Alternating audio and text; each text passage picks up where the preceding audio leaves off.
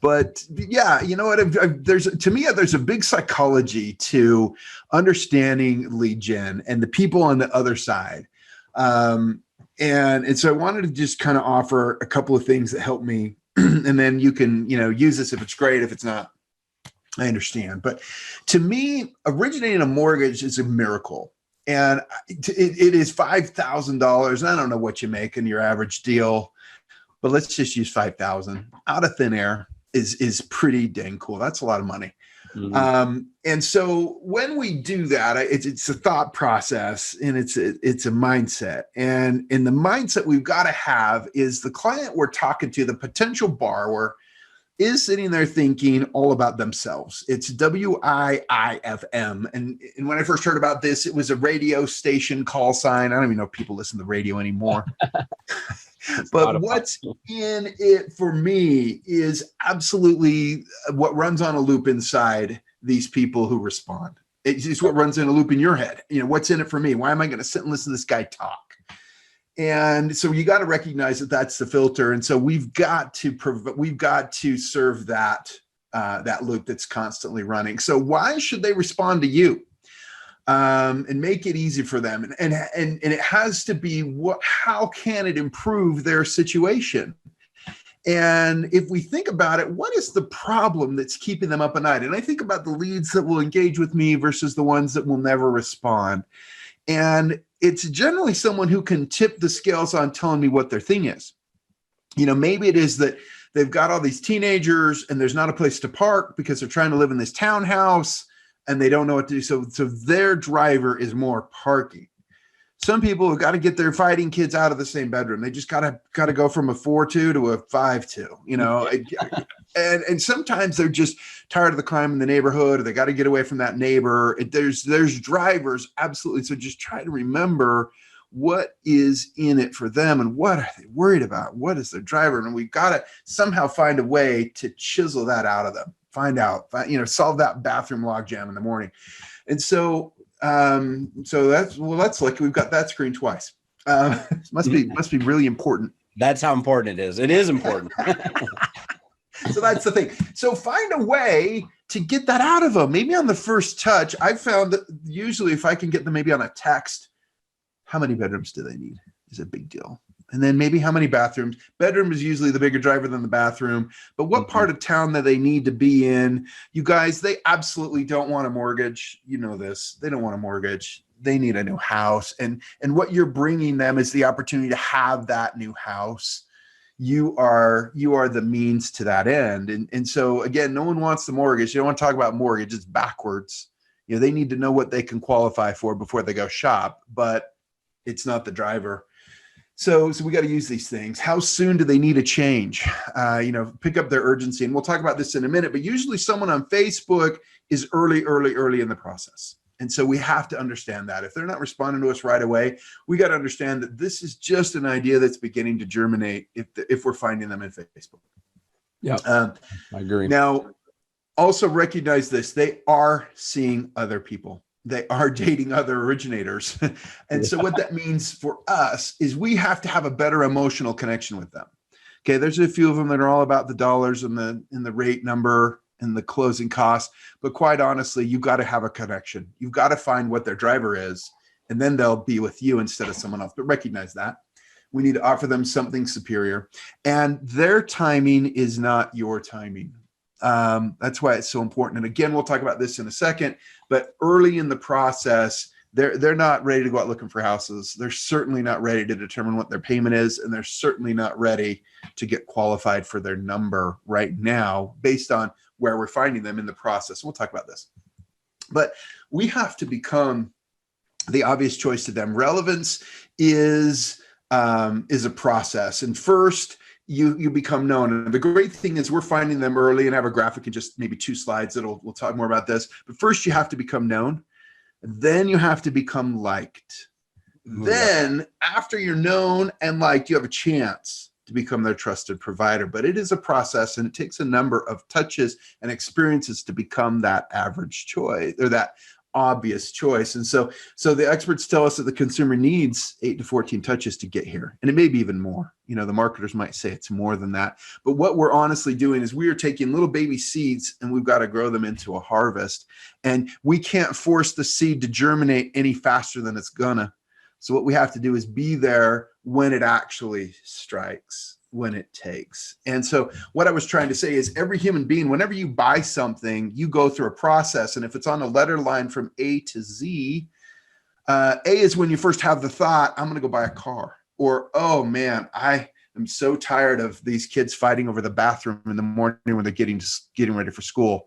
We may need to get a bigger house. And that's the first thought they have. And then they move through B, C, D, E, F, all the way out to Z when they're signing closing papers with the title folks. And so what we've got to do is try to find them in this process. Now, in B, they start to consider other solutions and gathering information around about D. And then, F and G and H, they start asking their friends, man, what do you think? Should I buy right now? Is the market overheated? Are prices too high? Maybe I should just rent. And they start to narrow solutions down about L, M, and N. And then on Q, they're starting to pick kind of a favorite provider. Maybe they're looking at houses. Maybe their agent is trying to tell them to use their favorite loan officer. And about T, they actually make the decision that they're going to buy. Now, most marketing in our world is focused on people between T and Z. And Brandon, I'll ask you because you've got an open mic. Are there more human beings between T and Z? Or are there more human beings between A and T? Way more in the A and T category for sure. Way more. So here's the cool thing about Brandon's system is if we're grabbing people in Facebook, you guys, these are people at A, B, and C. Because we're probably interrupting them. They're not looking for a house when we find them. They don't go to Facebook to look for a house. They don't grab a cup of coffee and sit down and go, I'm going to search for my houses. No, man, they're on Facebook looking to see what their friends are doing, if their kids won their soccer game or whatever. And we interrupt them and say, hey, what about this? And so we are getting them early in the process. Now, the great thing about it is there's way more people on that end. Yep. The downside about it is it takes time for them to wander from A to T. But the cool thing about it is this gives us a chance to be in their mind when they actually arrive at T. Yeah. Yep. And so we got to be there with them when they arrive at T. And hopefully we can also be going through this relevance process of being known, liked, and then finally trusted when that time comes.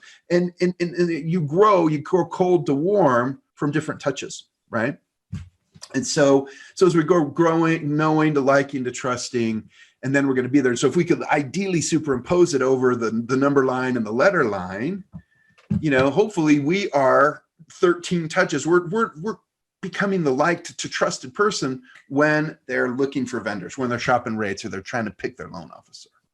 And so the cool thing about Brandon's process is it helps you do that. And so again, the reason I went through this whole rigmarole is to understand that the seeds are going to germinate at their speed, but you just got to do your job to be there when it germinates. Does that make sense, Brandon, what I'm saying?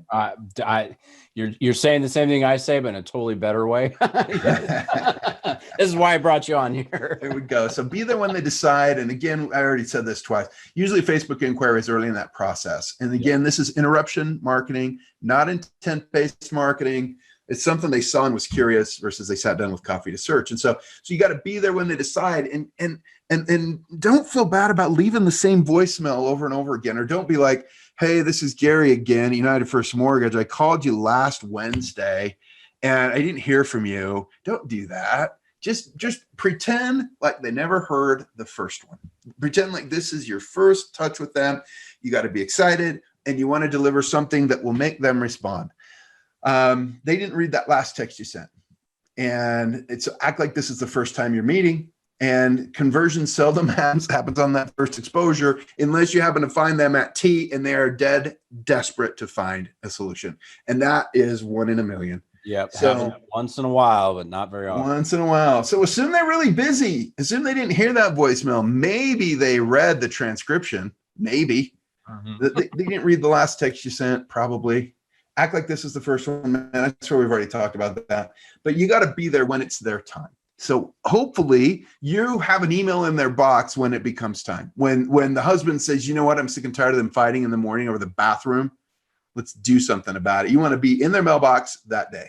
You want to call them that day. You want to send that text again on that day. And you guys, 1 in 50 would be amazing because you just pulled $5,000 out of thin air. Out of 50 leads, if you pulled one, I think of this like if I put $5,000 in a briefcase and I hid it somewhere in one room in a 100-room hotel, would you stop after the first door? No, it's bad odds. Would you stop after the 10th door? No.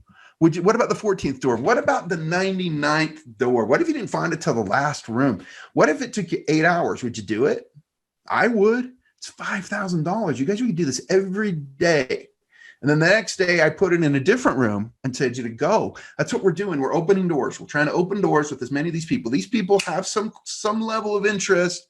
It's just somewhere between A and T on that little letter line, and it's early. And so we've got to keep touching them while they go. Hopefully we're giving them value. Hopefully we're connecting with them emotionally as we go so we can become liked, we can become trusted, and then we're relevant, and hopefully we're landing there at the time when they need us, and we'll do it. But to me, I just try to remember, man, I'm opening hotel doors. I'm trying to find the $5,000 briefcase, and am I willing to open 99 doors to get it? And luckily in lending, we've got the opportunity to do that. And we're so lucky that we've got Brandon that's going and setting a $5,000 briefcase somewhere in the hotel for us every single day. So go find your money. That's all I got. I love it. Hey, that's great mindset stuff here.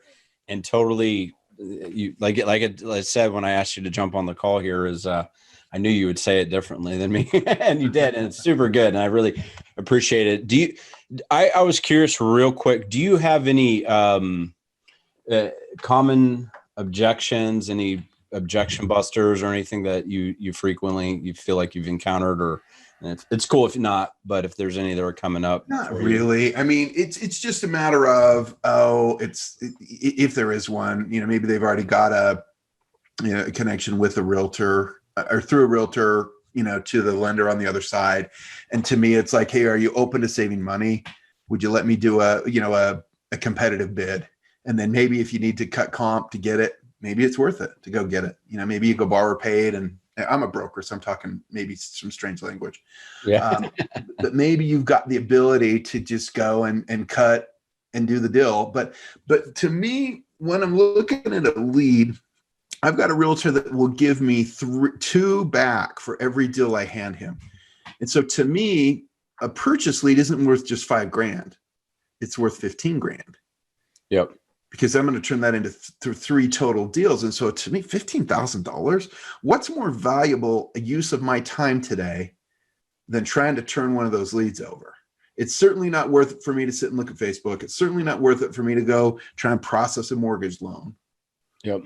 There's no better use of my time than trying to convert a lead. And I love that Brandon provides those so we can. Yeah. And again, I'm not answering your question, I don't think. No, it's okay. But yeah, that's, I also agree is that like one deal is not just one deal. And I think that's important too, because a lot of people forget that. They don't look beyond that. Like, you got an opportunity to turn this into referral. And then obviously what a lot of people do too is, they get a referral from that person, that the client. Yeah. And maybe they refi them in 2 years, or maybe they move up in 3 or 4 years. Yeah. Yeah. I've got a realtor that gives me refi leads. Yeah. And again, just because if you're the mortgage guy, and I'm sure you've already made this clear, but if you're the mortgage guy that actually hands them back a deal, you're 1 in 20, you're 1 in 50. Yep. You're valuable. You know that. You guys all know that. It's a lot better than a coffee date. Yeah. Right. Do we buy you a $5 cup of coffee or give you a deal? Well, and again, you don't have to beg. You don't have to go, yeah, I'll take you to sushi. Why do they always want to go to the most expensive restaurant? They don't want to use you, dude. They just want your money. They just want your sushi. Yeah. But if you've got that, you don't have to worry. If you've got lead gen, you don't have to worry because you're in charge. I love it. Well, cool. Let me see. Since Ray's the only one on, I just wanted to see if he had any questions or anything real quick. for Gary before I let him go back to normal life here. Ray, can you hear me? Yeah, I can hear you. Can you hear me? Yeah, awesome. Did you have any questions today? Maybe anything that Gary could provide that I can't? No, it's just a numbers game. It's just, constant pecking at them. Checking out. Yep. That's all it is. Gary, are you working anything as far as refi leads with the system right now? No. No. Yeah.